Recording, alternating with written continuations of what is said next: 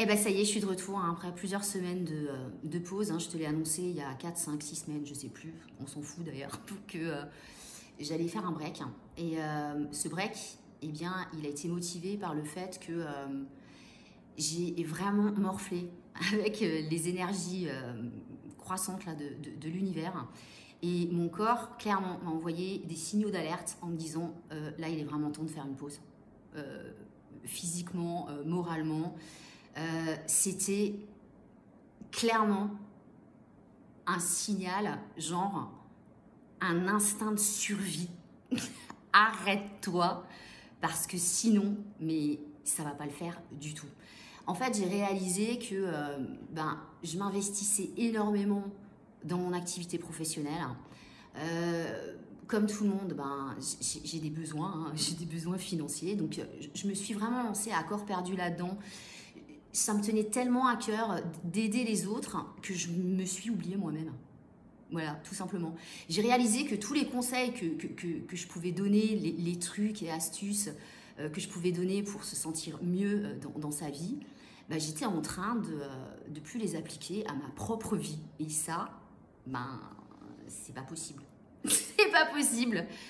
Donc du coup, j'ai pris une pause et je me suis reconnectée à moi-même. J'ai passé énormément de temps seule avec moi-même.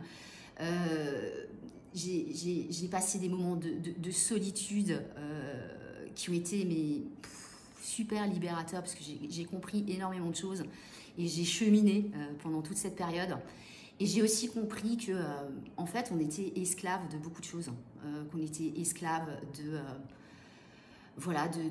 ces objectifs quand on se les fixait pas forcément pour les bonnes raisons.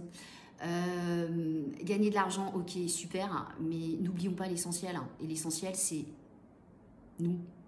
C'est notre bien-être. C'est d'être en phase avec soi et aussi d'être en phase avec les personnes qui sont vraiment importantes autour de nous, que ce soit notre famille, que ce soit nos amis.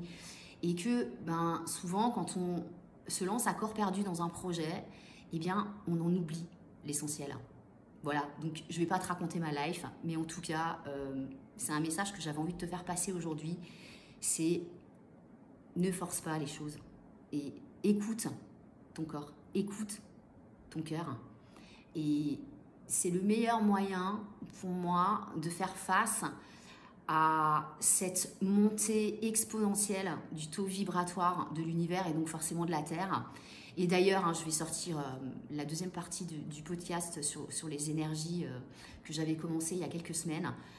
Parce que c'est bien beau de se lancer dans un projet de développement personnel, hein, le mot un peu à la mode là, ces dernières années.